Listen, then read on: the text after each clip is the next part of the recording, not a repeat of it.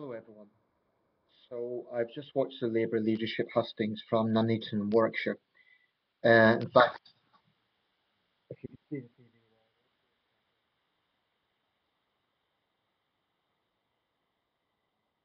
there, see, um, I mentioned this candle there. The four candidates.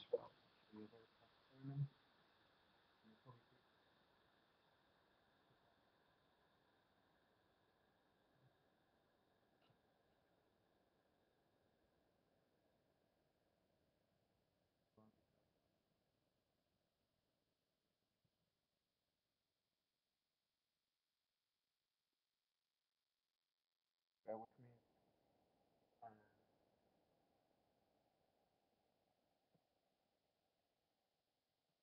Now we have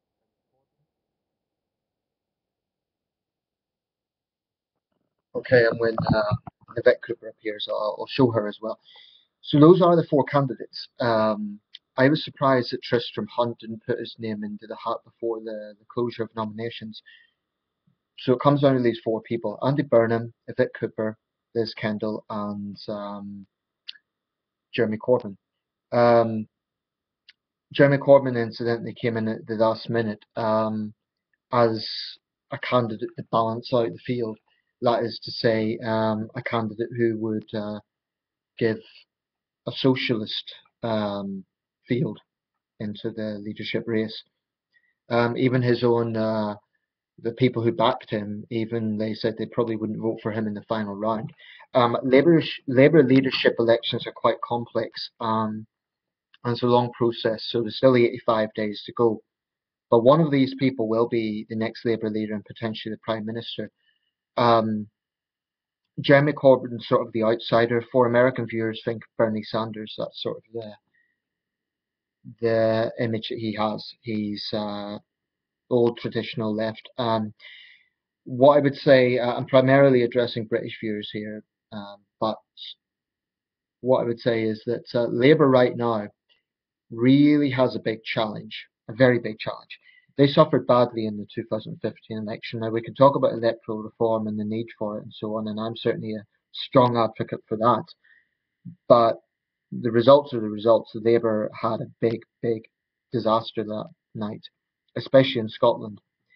Um, I want to just talk a little bit about the responses the candidates gave whilst it's fresh in my mind, and this video may take a little while, so bear with me. These are just my opinions.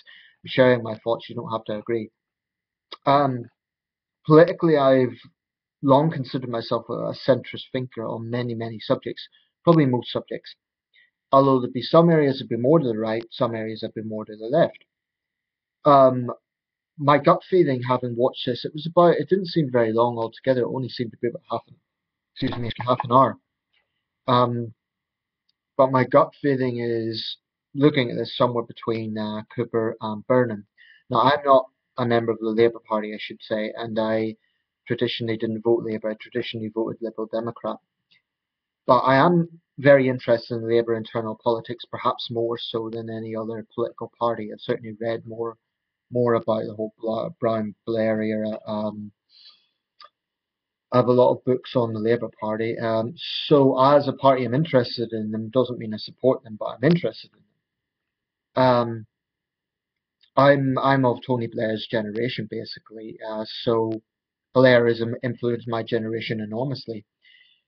Labour were in power for 13 years. The coalition was in power for 5 years, and now David Cameron's leading a sole Tory government, which looks like it's going to last for a while because Labour right now is looking for its direction. I think for Labour, this is a real challenge because on one hand, there is core Labour voters who say that the party has lost its roots, its touch with the working class. And we need to look at Labour's history to understand where this sentiment comes from. Labour was founded as a socialist party in 1900 by a man called Keir Hardie, who was a former miner. That's to my international viewers who may not know. Um, so traditionally, Labour was a socialist party. Now, for a long time, certainly since the Blair years, there's been a perception that Labour has been lost its touch with its roots. Under Ed Miliband, there was definitely serious attempts to go back to the left. Miliband was the first Labour leader for some time, for example, to address the Durham Miners' Gala. Um, Now, what we have of those four candidates, and I don't know them all exhaustively. I mean, I'm going to look up more information about each of them leading up to the, not that I can vote on it anyway, but I'm just interested. Um, I think that Labour, like I say, is a real challenge because if they go to the left, this is what Ed Miliband tried to do, and we saw what happened. Unfortunately, that meant that Labour wasn't trusted in the south of England, where tends to be strong Tory bases, especially in rural areas. Labour is still not trusted on the economy. Now, you can argue whose fault the recession was, but that's just a fact. Labour isn't trusted on it. And there's a lot of perceptions about the Labour Party, perceptions that, in my view, are not fair and don't quite weigh up to the facts. For example, that Labour is soft on welfare and this sort of thing.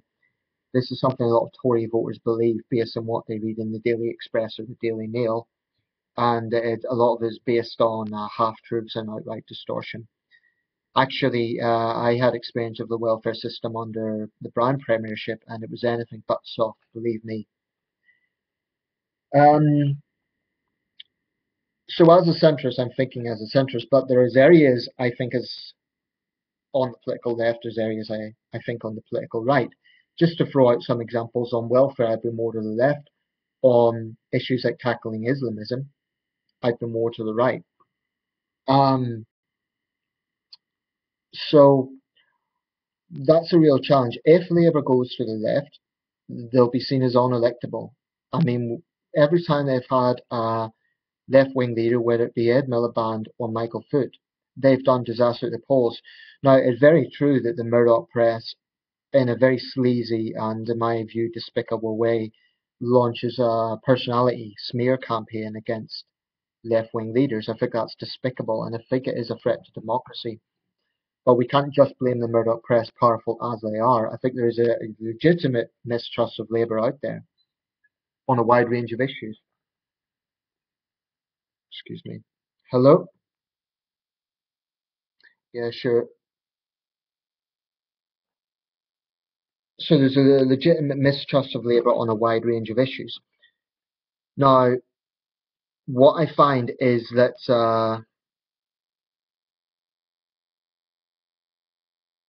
trying to figure the right terminology here. Um, so if Labour moves to the right, that would probably get more widespread support because Tony Blair done that and they won free general elections. And this is a real problem within the Labour Party. Do you look at what works, i.e. Blairism, and go for it, or do you go back to traditions and get the respect of core voters? Now, the wider public will probably say Labour needs to go to the centre.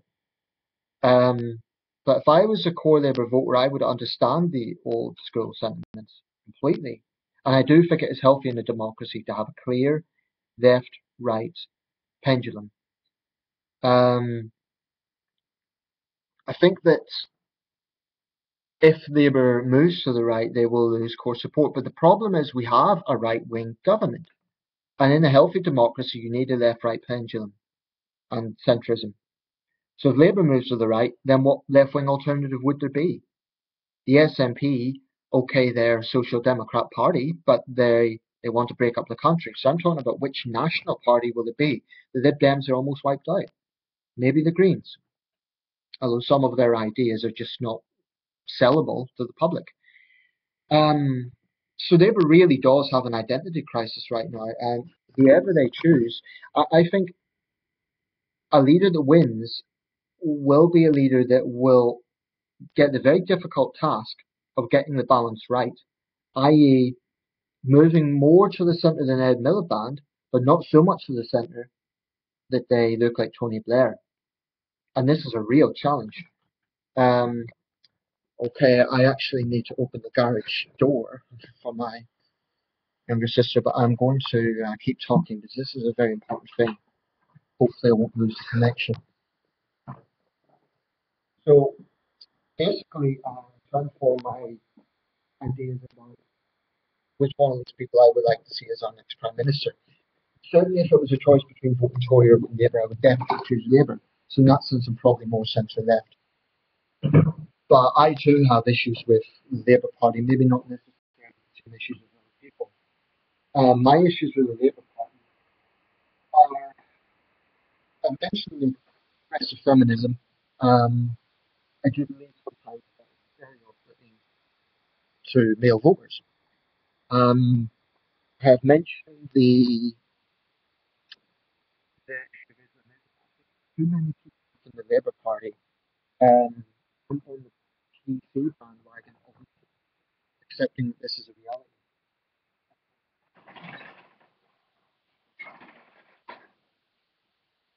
And for me, this is a big problem. Um, I think that Labour really needs to address these problems. So what I'm talking about there with the Islamism issue is that when people talk about this problem, Labour shouldn't just sort of pounce on that and say, "Oh, you're Islamophobic, or we can't, be racist." They need to recognise the concerns that people have, including concerns that they may not personally disagree with.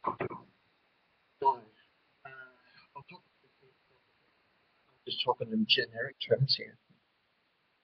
I think that, like I say, the two most impressive candidates to me in that debate, Randy Burnham and Yvette Cooper, who incidentally have been accused of having baggage because they have ministerial experience, whereas Liz Kendall doesn't.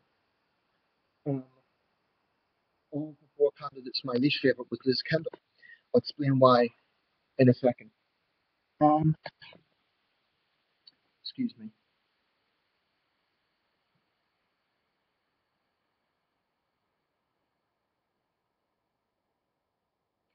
Okay, so what I'm going to do is, I think the easiest thing would be to just talk about each candidate individually. I've taken some notes and tried to take on board some bits that I took in. Although I think it's very difficult to fully judge a candidate based on one Hustings event that lasted half an hour. I mean, I don't know all the policies, so I'm not absolutely going to adulate anyone or vilify anyone. Um, One thing I would say is that for any leader in any party, it's impossible to please everyone. People need to understand that. Sometimes what irritates me about these events a little bit is the producers give far too much time to individual audience members.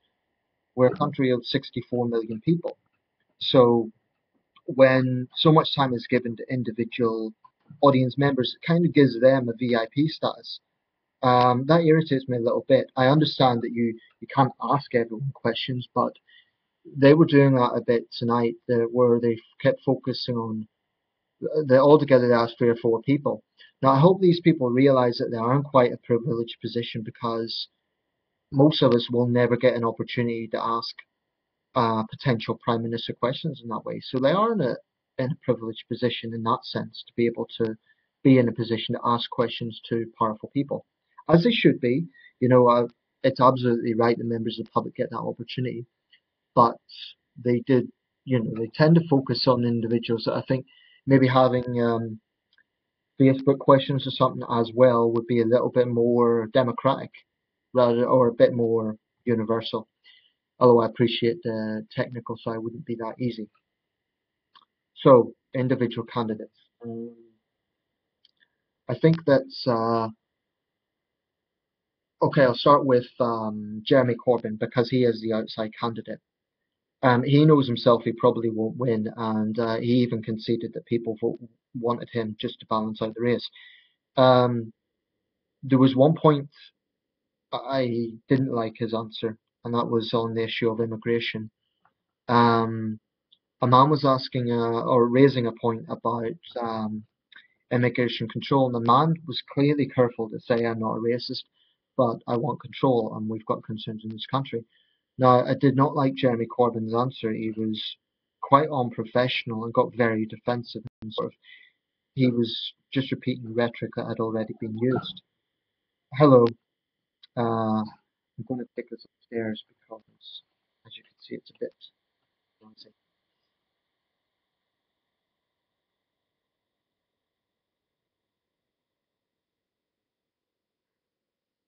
In fact, I'll make a part two.